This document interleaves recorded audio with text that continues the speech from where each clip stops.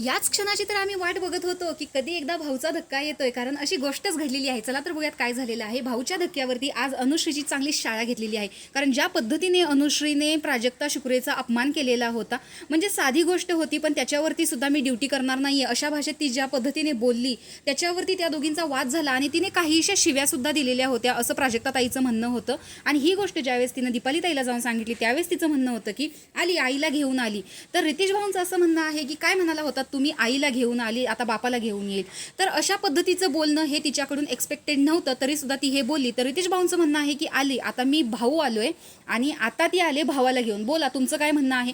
Big बॉसच्या घरात राहायचं असेल तर शिस्तीत राहायचं. आणि अनुश्रीला असं वाटतं, पण काही प्रेक्षकांचं असंही म्हणणं आहे बरं का, की अनुश्रीला एकटी बसणे एवढं सुद्धा काफी आहे, कारण तिला कोणाचीच गरज नाहीये, कारण ती तीच तेवढा कंटेंट देते असं सगळ्यांचं म्हणणं आहे. पण काहीशा बाबतीत असं आहे की अनुश्री खूप जास्त ओव्हर बोलते आणि तिला कळत नाही की ती कुणाला काय बोलते. पण तिच्या टोळीचा जो सपोर्ट आहे तो तिला असतो, त्याच्यामुळे तिला काही जरी बोललं, ती चुकीची जरी गोष्ट आली तरी ती कोणाला समजावायला जात नाही किंवा ते एकमेकांना समजावत सुद्धा नाही. ते फक्त म्हणतात की आमची गोष्ट बरोबर आहे, जरी चुकलं तरी आम्ही आमच्या टोळीचा कायम रिस्पेक्ट करणार किंवा त्यांना साथ देणार. अशा पद्धतीचं त्यांची एक टोळी बनलेली आहे आणि ती चुकीची जरी गोष्ट असेल तरी ते एकमेकांना साथ देताना दिसतात. पण प्रत्येक वेळेसच भाऊच्या धक्क्यावर भाऊ अनुश्री, रुचिता असेल यांना समजावतात आणि काडी टाकणारा जो विशाल आहे, म्हणजे यांची ठिणगी पेटवून देणारा जो विशाल आहे, त्याला काहीही बोलत नाहीत, कारण तो फक्त आग लावून देण्याचं काम करतो.